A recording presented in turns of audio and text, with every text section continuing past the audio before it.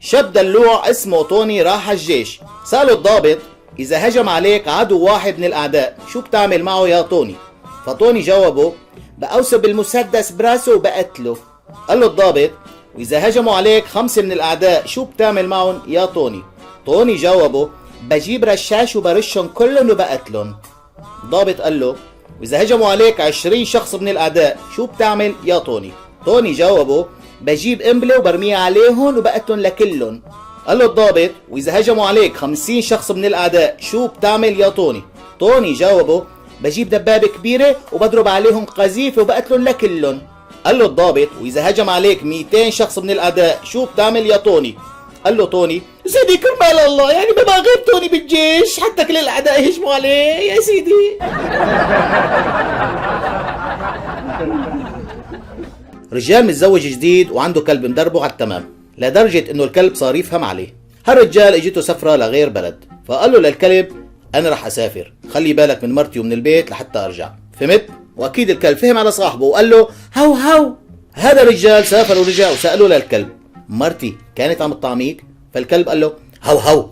فرجع سأله الرجال: مرتي طلعت شي من البيت؟ فقال له الكلب: هو هو. رجع سأله الرجال: وانا مسافر في شي رجال غرب دخلوا عند مرتي؟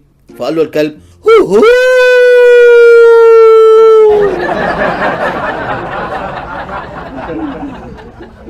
في ام عم تعلم بنتها كيف تكتشف اذا زوجها عم يخونها او لا.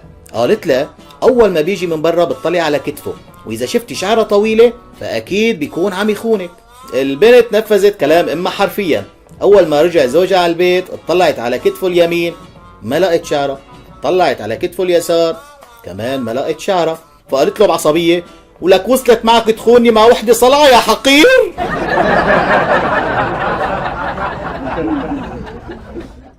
واحد قام دين من رفيقه $200 وقال له: بس اشوفك برجع لك الدولارات. وواحد غشيم عم يسأل رفيقه اللهلوب: كيف بطبق بنات؟ فقال له: لازم تجيهم بالسياسة. الغشيم فورا رقد على اول بنت بيشوفها، غمزها وقال لها برومانسية: شو اخبار الحوثيين؟ مرة واحد ارهابي عم يحكي مع وحدة ارهابية، قال لها: تتزوجيني؟ قالت له: اعطيني فرصة افجر.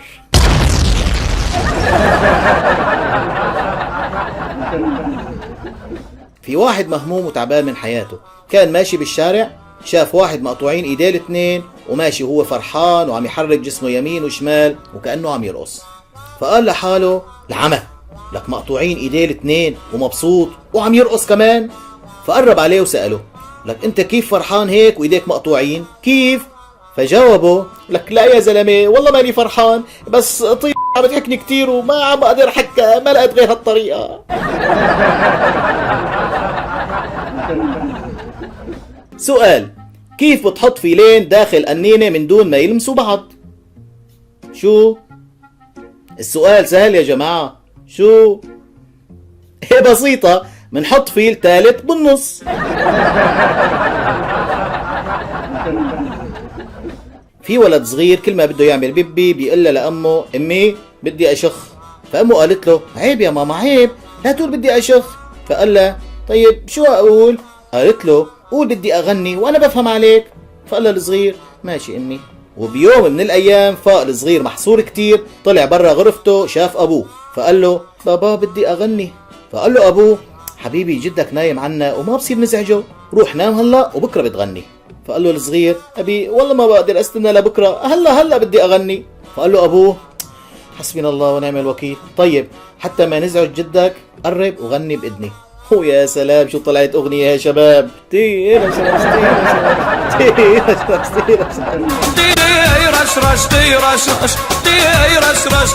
دكتور اسنان راح على العرس ونزل خلع.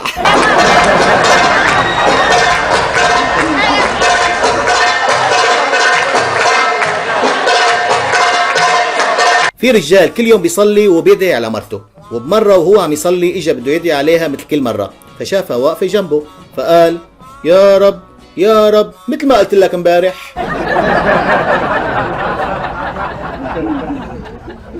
استاذ عم يسأل الطلاب شو يعني رقم 14 بالانجليزي. وقف طالب وجاوبه 14 استاذ. فقال له الأستاذ حلو بس حط لي إياها بجملة مفيدة. قال له التلميذ امبارح أنا وأمي كنا سهرانين وعم نحكي نكت وكنا فورتين من الضحك.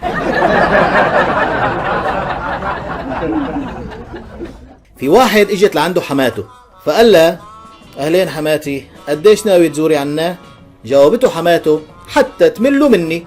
فقال لها حماتي ليش مستعجلة؟ هلا قليل اشربي فنجان قهوة.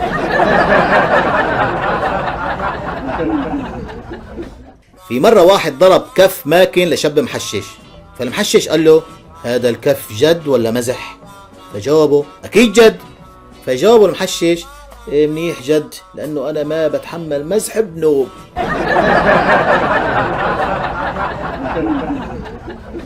في واحد محشش قاعد على شط البحر وعم يصطاد سمك، يصطاد ويرجع يرمي السمكة بالمي، يصطاد ويرجع يرمي السمكة بالمي، يصطاد ويرجع يرمي السمكة بالمي.